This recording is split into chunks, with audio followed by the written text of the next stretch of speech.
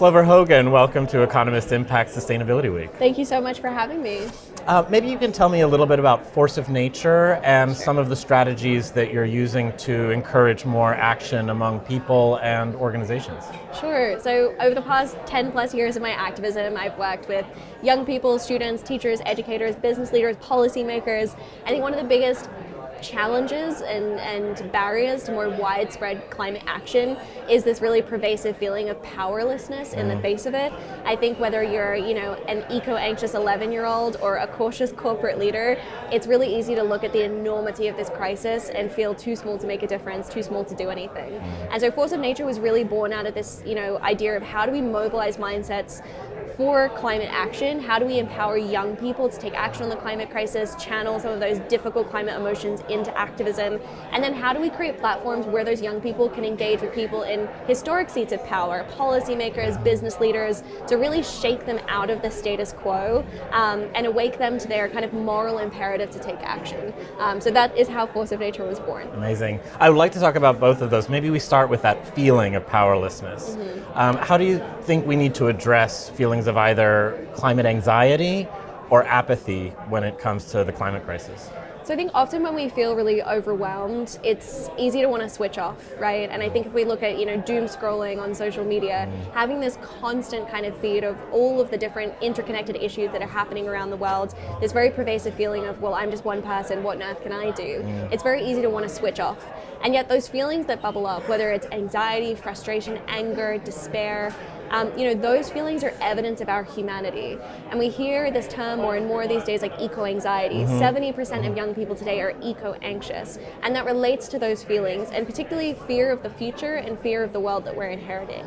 Now, what we help young people do is not try and switch off those feelings or, shove them under the rug, but actually channel them into action, because those feelings can be the fuel that motivates us. What we see with a lot of the business leaders, policymakers we work with, is that they're, quite switched off from their feelings. They're probably used to wearing a certain title and a suit and maybe not being given license to just be human, when they show up to work. And so by connecting, the passion and energy of young people with those people in positions of power, we can actually awaken them to those feelings that they've probably buried really deep, so that they can take much more courageous action on a crisis that is otherwise largely being ignored.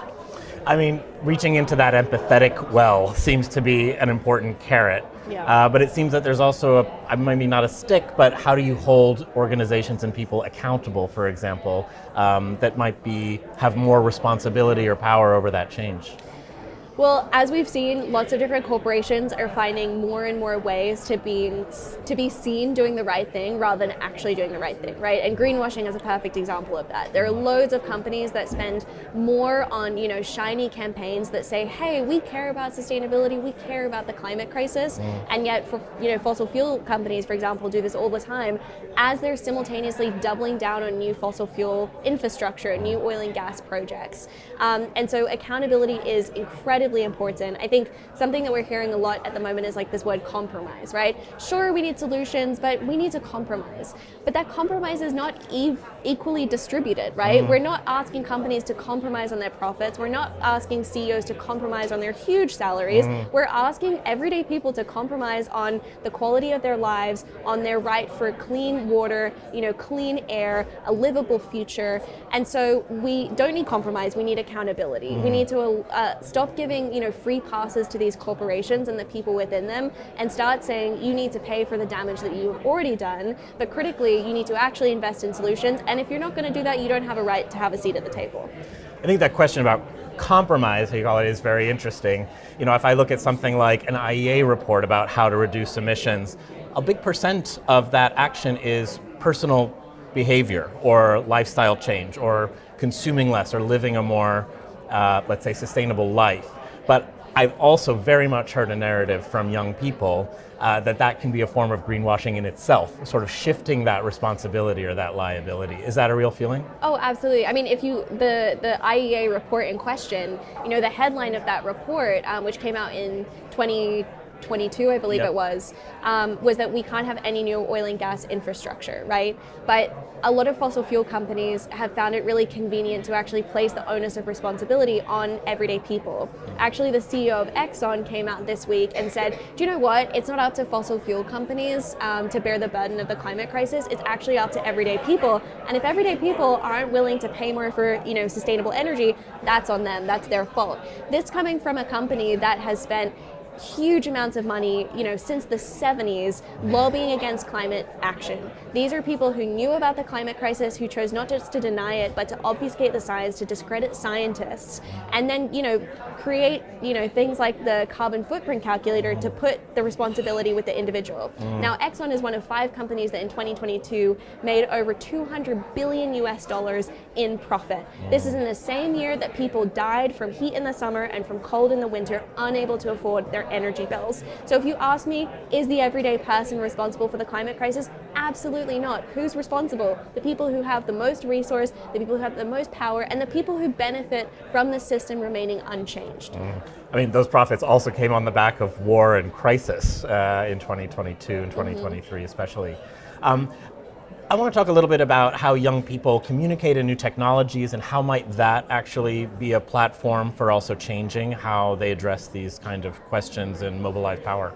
Sure. If we look at, the Youth Strikes for Climate, Black Lives Matter, Extinction Rebellion, even the recent protests defending Palestine and calling for a ceasefire, young people are using social media to organize. And that is where social media can be an incredible tool for change, because you're not isolated to your own, community or where you live. You're suddenly connected to loads of people from all around the world who have that shared passion, right? Like even the Force of Nature community, we have over 1,000 young people from over 50 countries around the world engaging every day online, working on solutions in their local areas. And so, social media, it's nuanced, right? I think in some ways it's obviously fueling a mental health crisis, and a lot of these platforms have been designed in such a way that they can be really, really negative, particularly for Gen Z who've kind of grown up with them, and Gen Alpha as well, of course. But actually we're using them as organizing tools. And so I try to focus on that. How can we use social media as a tool for good when it comes to activism and mobilizing people en masse? Great. Maybe just a last question. Just this year, in 2024, what are you hopeful about? What would you really like to see? What kind of change do you think we can make this year? Oh, it's a big question.